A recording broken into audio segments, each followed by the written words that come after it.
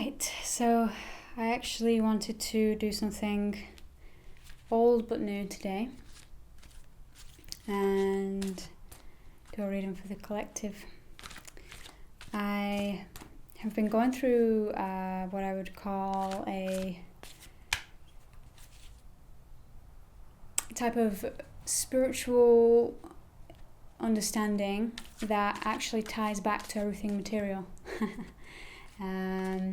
You could say that sexual energy and spiritual energy are one and the same, and that's something that I knew. I thought I knew, and recently I've just been delving into deep layers of what it really means. And I've been quite stripped of everything actually in my life recently. That is good or bad, I don't know, but it's been intense, and tarot has been something that I've used for the last 10 years at least of my life. And there we go, there's the card of memories that just popped out, nostalgia. So it's something that holds dear to my heart, and interestingly enough, one of the things that I've been dropping recently is the stories that I tell myself in my head, the narratives that get told on a mass scale, the myths, the legends, all of it. You can have too many. And that's what I've been having recently, is so many cups filled with stories and gifts, and then pain, and then suffering and pleasure and all the stuff in between. And even though neutrality is important, which I mentioned in my last video, I do feel like there's still a type of riding the wave of pain and pleasure that has to happen. And you can provide space in between that with your thoughts, with your emotions, with your body and what it desires. There's always a space there that you can exist in that doesn't necessarily act on what the emotion demands, or the mind demands, or the body demands. So that's the first card of today, and I would say that with the 6 of cups, we're talking about the energy of water, which is coming to that love space within us and being able to give that to other people. We're talking about this energy of a choice. Number 6 is the choice, is the Lovers card. It relates to in the archetypal story of the Lovers. And a big part of the Lovers is being able to accept the inner child and all of its past, so that one can come into fully the now and not have to repeat the same old stories over and over again. Because even though the stories carry meaning and they're very valuable at times, they also carry a type of nostalgia that's a bit painful, wistful. It is full of imagination and nothing else. It's difficult to ground the energy down. So the offering has to be of love. And that can be a way to ground that energy down. That is the choice, that we all make. We sacrifice something in order to gain or be more love in another area. Even if it's a work project, whether it's a marriage, whether it's a friendship, whether it's a personal project, there's always a sacrifice involved. And that's important to pick up on. So what do we have at the bottom here? We have the Page of Cups. So the page is very much using the imagination, and using that imagination with the cup suit to not go off into other worlds per se, not go off into an outside of the reality per se. It's very easy to do that with the imagination and get caught up in all kinds of fantasies that are causing you pain rather than helping you on your journey. They're holding you back. And so that's the dark side of the imagination, but that doesn't mean that we have to completely abhor ourselves from ever using our imagination, because that would be cutting off a limb. That's quite a strong way to say it, but it is, especially for someone like me who thought I had to cut off my imagination because it wasn't putting me in the real world. The way that we use the imagination is like the way that the magician calls down the energy from the imagination and brings it through the 4 elements, earth, wind, fire, and water, and creates something physical with it. And we can do that in all kinds of ways, through love, through creating with our hands. The imagination is always going to be there, kind of just in the background, whether it's with the king and his societal constructs and the masculine focus and the ways that he has to uphold society. It's still going to be the fish of the imagination is in the background. It might not be at the forefront, but it's always going to be in the unconscious mind. And there's nothing that you need to do about that, by the way.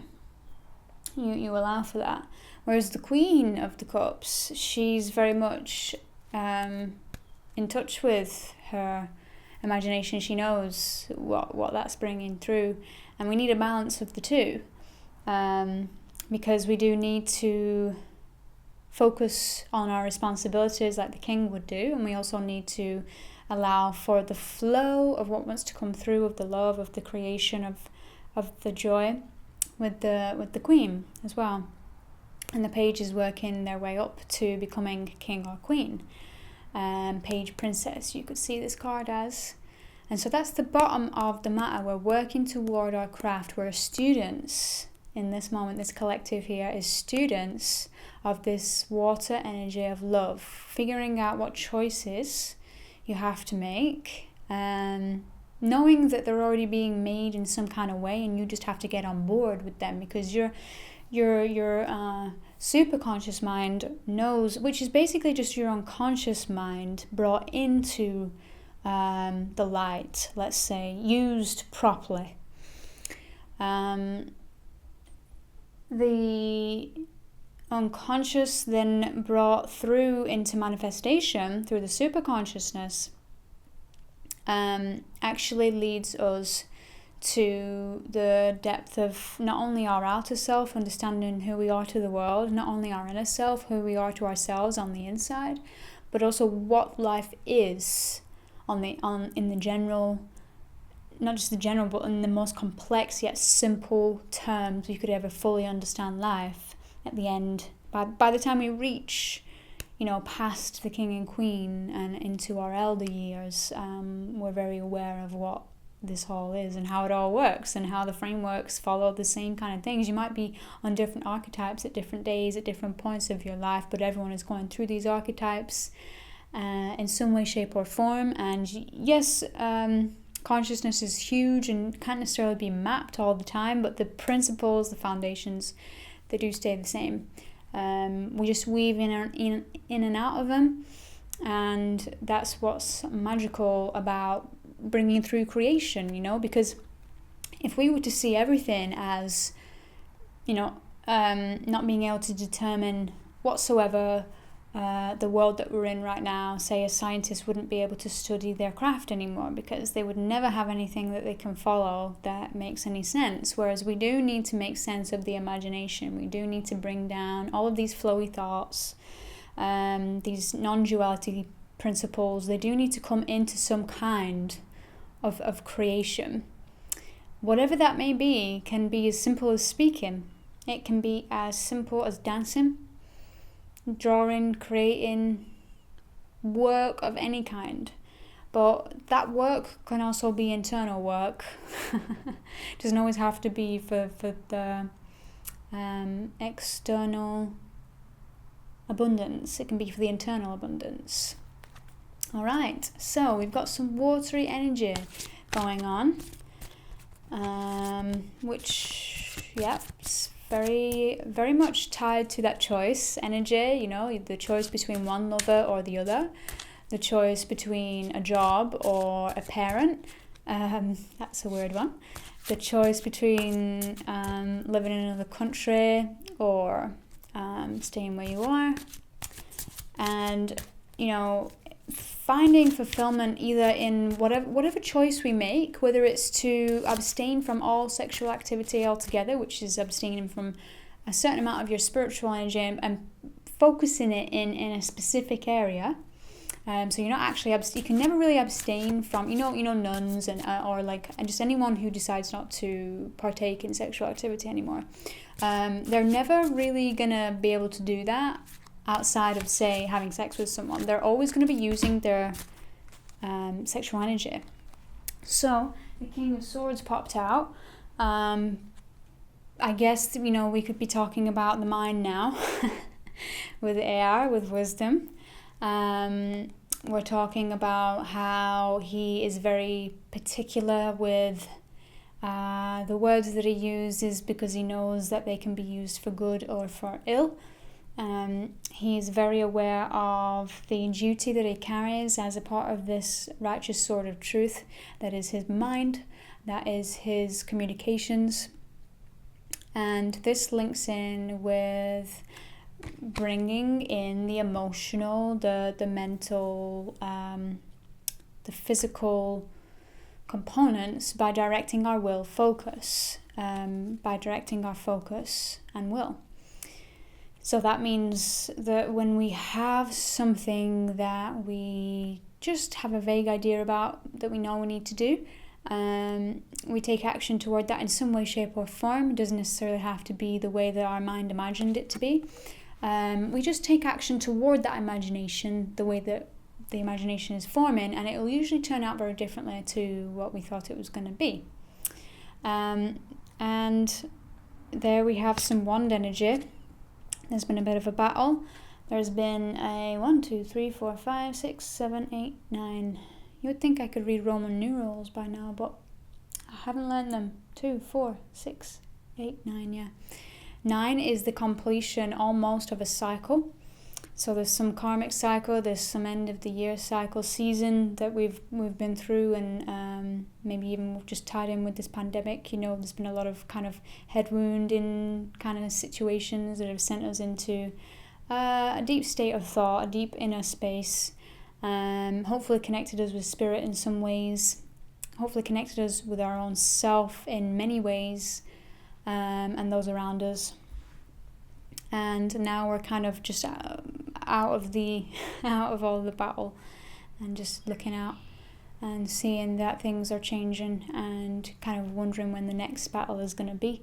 But that's just coming from a trauma response. It's not necessarily what's going to happen, because we can direct our attention and our focus onto the things that really matter, like what it is that we wish to create in the world, the earth, what it is that we wish to be in the world, the water, what it is that we wish to focus on in the world, our mind, and what it is that we wish to connect with, the fire, the people, the spirit, all of it together. So one last card, please.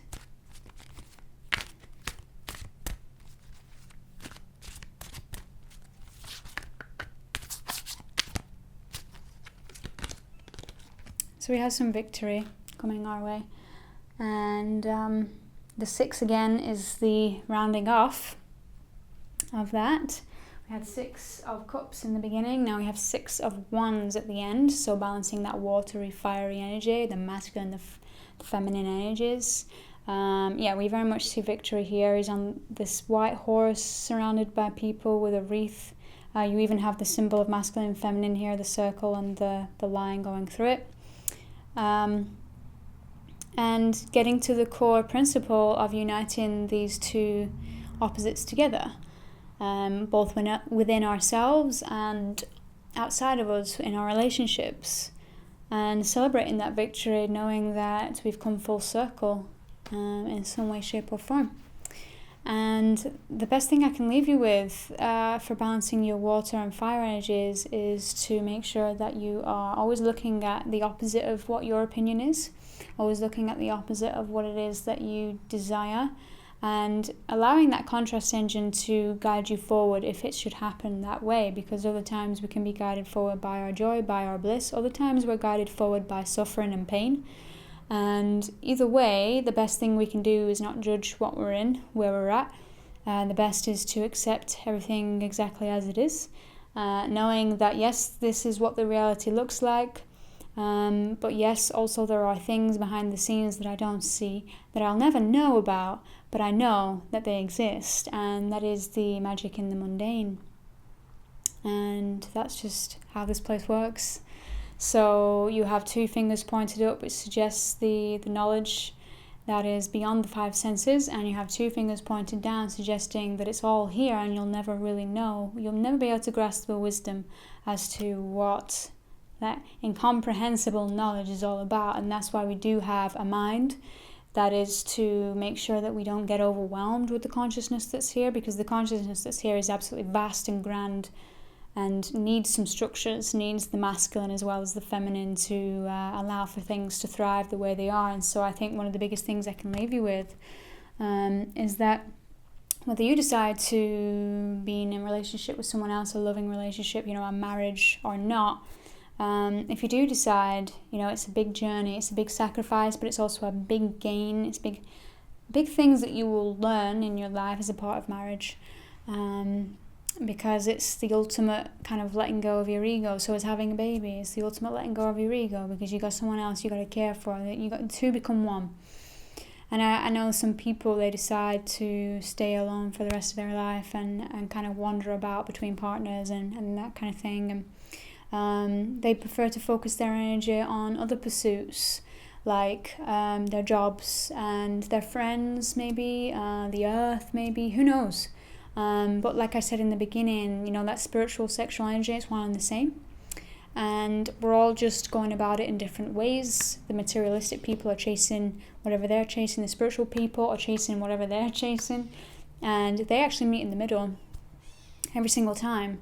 And there's no divide actually between those 2 things. There's no divide between masculine and feminine beyond what we kind of place there in our own little game of life, in our own little stories, so to speak. So even though this was one big story for you, take what resonates and then let go of the other stories. Don't hold on too tightly to anything that feels bad. If it feels bad, but you can do something about it, great, do it. If it feels bad and you are just like, oh, not this again, it probably is trying to tell you that, hey, you know what, you don't need stories right now. You need to do things that make you happy and just enjoy life a little bit. Take it easy. Don't be so serious. And that's the best advice I can give to you. So if you liked this video, if this is something that you want to see more of, please let me know. I'm going through a bit of a revamping of